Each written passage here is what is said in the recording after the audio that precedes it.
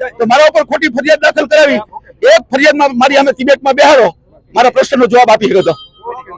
પોલીસનું રક્ષણ એટલે મેં કઈ માંગ્યું કે આ માથાભારે માણસો છે, ગમે ત્યારે મારા ઉપર હુમલો કરે. આમાં બે તો આરોપી છે.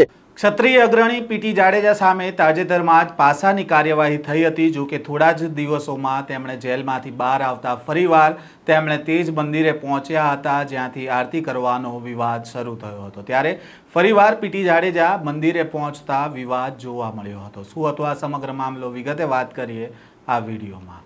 વૈષ્ણવજન તો તેને કહીએ જે પીડ પરાઈ જાનાને રે.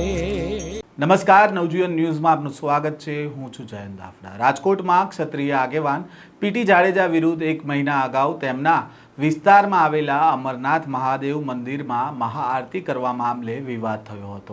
મહાઆરતી મામલે તેમનો એક કથિત ઓડિયો પણ વાયરલ થયો હતો, જેમાં પીટી જાડેજા ધમકી આપતા હોવાની વાત પણ સામે આવી હતી. આ વિવાદ દરમિયાન કારખાનેદારને ધમકી આપવા બદલ તાલુકા પોલીસ સ્ટેશનમાં ફરિયાદ નોંધાઈ હતી, જે બાદ પોલીસે પીટી જાડેજાની ધરપકડ કરી હતી અને ત્યારબાદ પીટી જાડેજા વિરુદ્ધમાં પાસા હેઠળ કાર્યવાહી કરવામાં આવી હતી, જેથી પીટી જાડેજાને અમદાવાદની સાબરમતી જેલ ખાતે લાવવામાં આવ્યા હતા. પીટી જાડેજા સામે પાસાની કાર્યવાહી થતાં ક્ષત્રિય અગ્રણીઓ છે તેમણે નારાજગી વ્યક્ત કરી હતી અને આ મામલે સરકારમાં રજૂઆત કરવા માટે પહોંચ્યા હતા અને ત્યારબાદ સરકાર દ્વારા ગણતરીના સમયમાં જ પાસા રિવોક કરવામાં આવી હતી. જેલમાંથી છૂટ્યા બાદ પીટી જાડેજા તેમના પરિવારજનો અને સમર્થકો સાથે તેમણે અમરનાથ મહાદેવ મંદિરે આરતી કરવા માટે પહોંચ્યા હતા અને આ દરમિયાન તેમને મંદિરના પટાંગણમાં જ કેટલાક લોકો સાથે તેમને બોલાચાલી થઈ હતી અને આ દરમિયાન તેમની સામે ખોટા આરોપ અને ખોટી ફરિયાદ કરીને પાસા કરવામાં આવી હોવાનો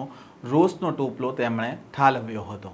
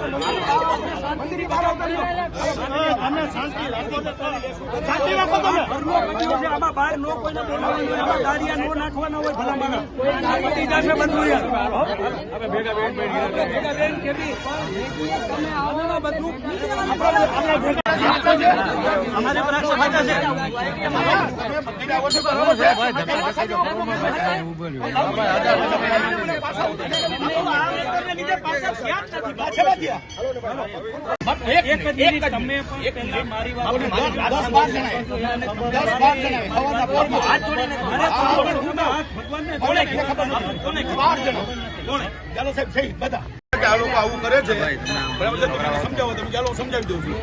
મારી વાત સાંભળો. મેં તમને વિનંતી કરી દીધી સાહેબ, તમને એમ કીધું હતું કે તમારા પ્રમુખ ખાવ હોય તો થઈ જાઓ, બરાબર છે? તમે નથી કીધું, નથી કીધું હતું કે સાહેબ તમે પ્રમુખ ખાઈ કામ વાંધો નહીં. તમે શું કીધું કે નહીં અત્યારે એટલે મેં તમને એવું કીધું કે એક જ મિનિટ તમે આલો, હું તમને એમ કહું છું થઈ જાય નિયમ મુજબ થશે. મને કીધું હતું પતિ જાત પીટીની જરૂર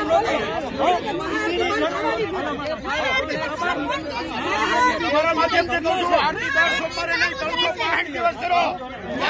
નહીં, હવે આપણે શું એમની સાથે ચર્ચા કરવાની છે? એને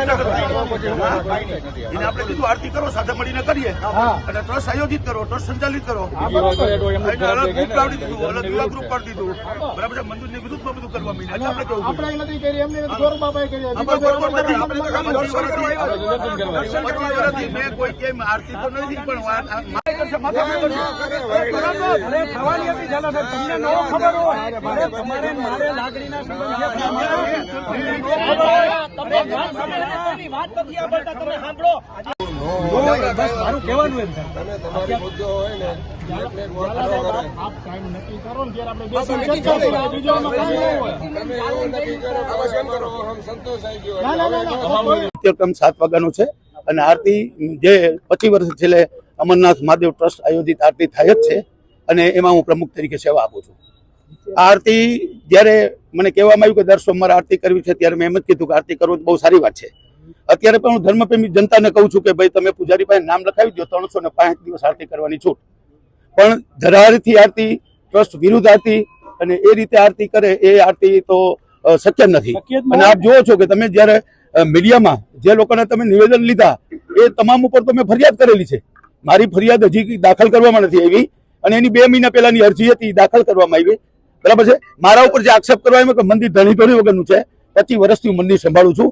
આ મંદિરમાં રામ, લક્ષ્મણ, જાનકી, સીતારામ, શિવશક્તિ, બરાબર છે. અને આ મંદિરનો 90% ખર્ચ મેં એકલાય ભોગવ્યો છે.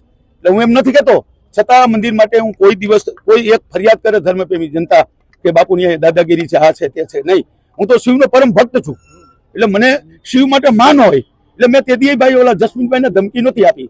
મેં એમ જ કીધું તું શિવનો ભક્ત છું, હું કમળ પૂજા કરી લઈશ, ખુલ્લી તલવારે બેહીશ. બરાબર છે. અને અમારે પેલા ક્ષત્રિયો કમળ પૂજા કરતા શિવની, એટલે એવું મેં કીધું હતું. અને એવું તમે વિડીયો ક્લિપમાં સાંભળી લેજો કે હું તને મારી નાખીશ, કાપી નાખીશ, મા બેનામણી ગાળું, એવું કાંઈ મેં નથી આપેલું. એ જ કહું છું, વિવાદ યોગ્ય નથી. એટલે મેં આ લોકોને કીધું કે આરતી કરવી હોય તો આપણે સાથે કરીએ. અને મેં કીધું આરતી કરવી હોય તો અમરનાથ મંદિર ટ્રસ્ટ સંચાલિત કે આયોજિત આરતી કરો. બરાબર છે. એ લોકોએ અલગ અલગ બેનર માર્યા, મેં બેનર કોઈ ફાડ્યા નથી. આ બેનર અત્યારે ફાડ્યા એ તો આપને સમક્ષ લઈ આવું. ના, આરતી તો જે થશે નિયમ મુજબ આવી રીતે થશે. 7 વાગે આરતી થશે. બરાબર છે. પ્રસાદનો માહોલ કરીને 10,000 રૂપિયા, 8,000 રૂપિયા, 6,000 રૂપિયાનો પ્રસાદ આપે છે. કોઈ સામાન્ય માણસોને આરતી કરવી હોય તો શું કરવું?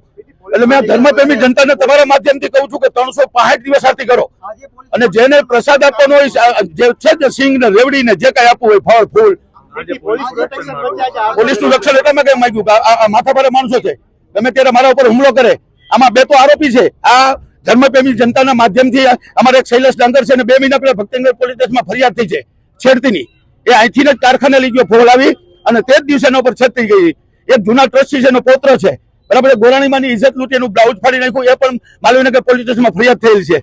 એટલે એવા માણસો આમાં છે. એટલે મેં કીધું કે ભાઈ આવી રીતે તમે આરતી ન કરો. બરાબર છે. મંદિરને માધ્યમ બનાવી મંદિરને હડપ કરી જવું હોય એવી રીતે તો હું આરતી કરવા માટે એટલે મેં કીધું હતું કે આરતી કરો તો આપણે સાથે મળીને કરીએ, સહિયારી કરીએ અને ધર્મપ્રેમી જનતા કરે. તો મારા ઉપર ખોટી ફરિયાદ દાખલ કરાવી. એક ફરિયાદમાં મારી અમે તિબેટમાં બેહાડો, મારા પ્રશ્નનો જવાબ આપી શકો. વૈષ્ણવજન તો તેને કહીએ જે પીડ પરાઈ.